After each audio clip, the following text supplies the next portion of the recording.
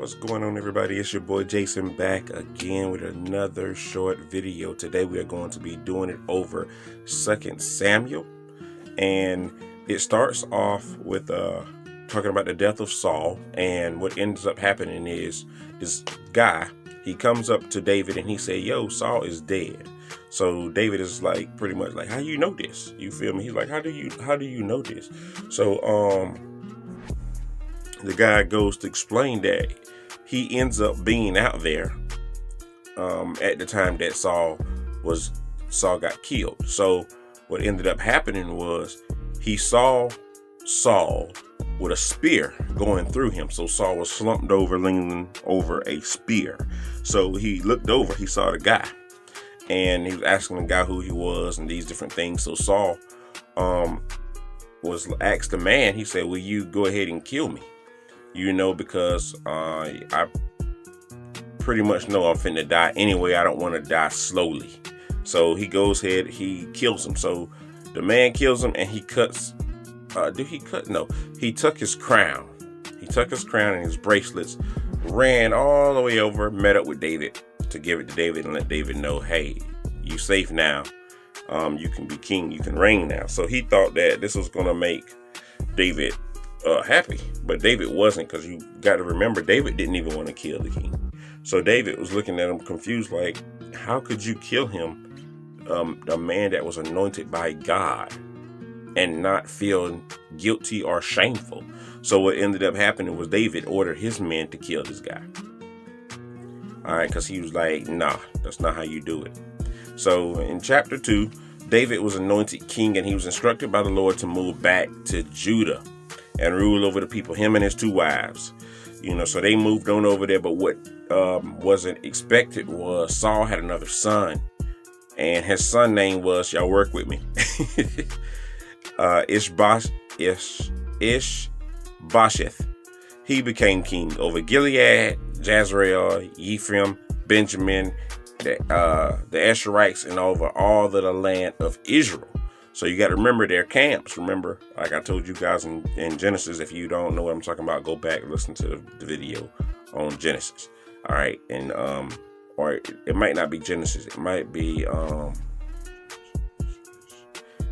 either Exodus. It might be Exodus. All right. But check out, it's one of them videos back there. Anyway, go check that out.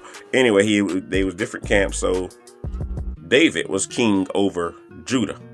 That's who he was king over. This Saul's son was over Israel, over the rest of Israel.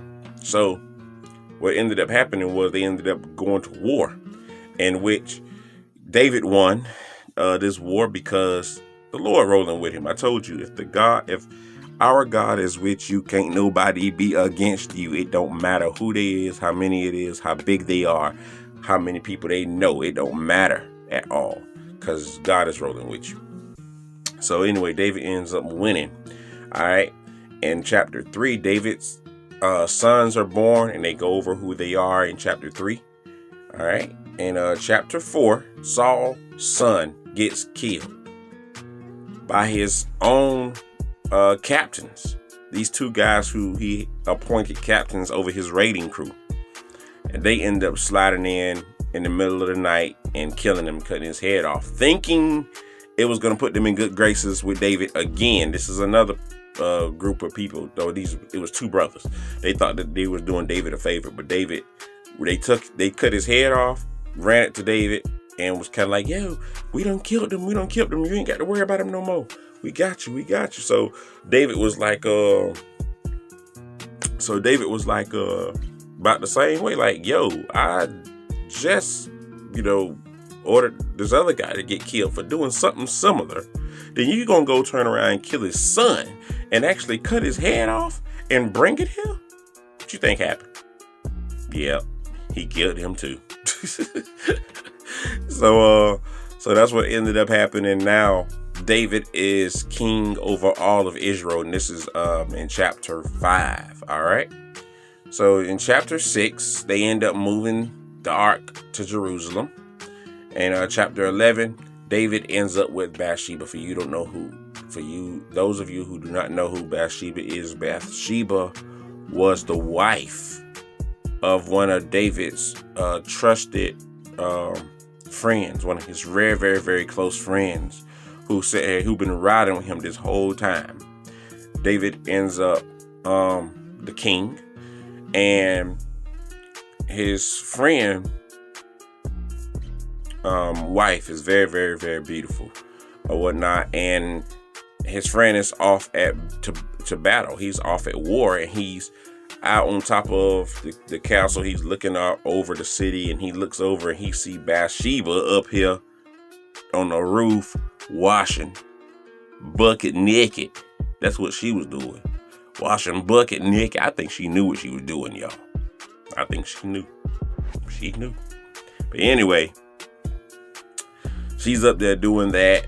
He orders his servants to go over there, tell her to come on over here and holler at me or whatnot. So he get all suave and everything, ends up sleeping with her, getting her pregnant and everything. So now David is all up and like, okay.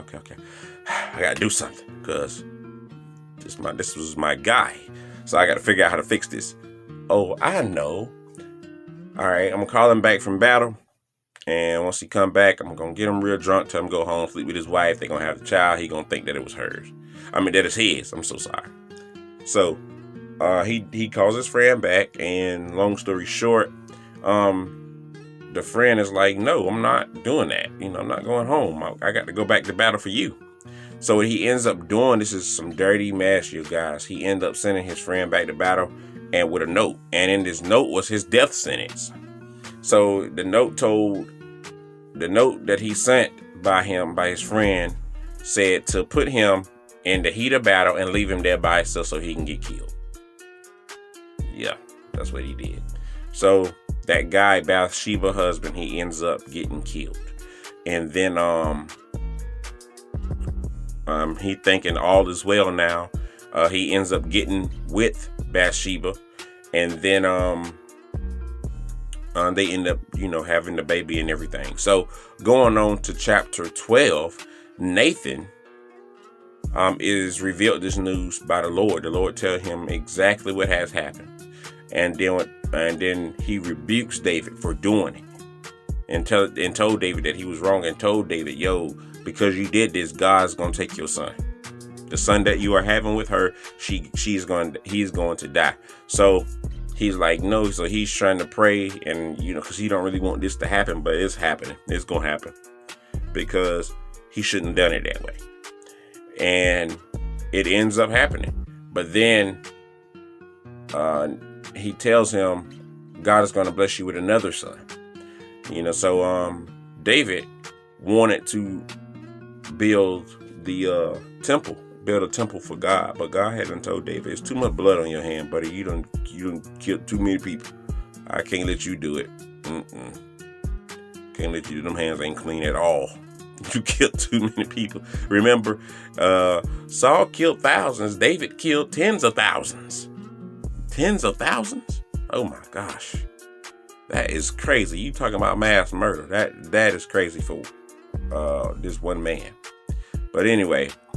And then that reminded me of when Saul wanted to try to get him killed, and he was like, you go out here, you go fight these Philistines, then I'll give you my daughter, but you got to go bring me 100,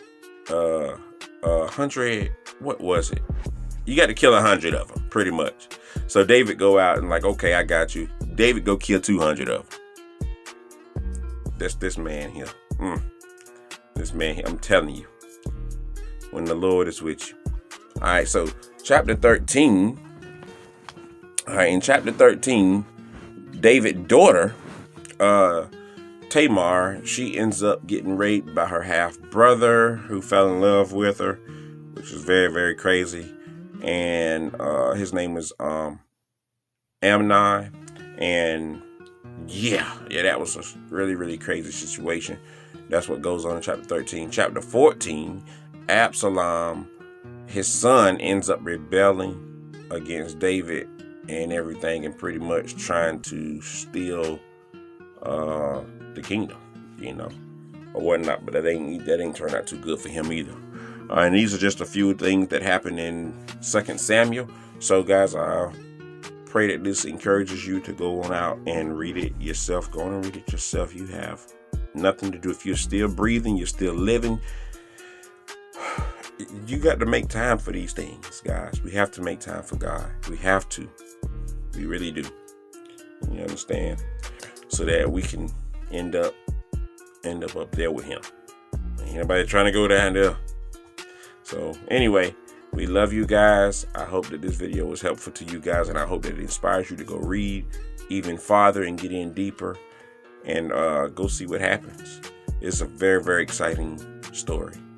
All right, love you guys. Peace.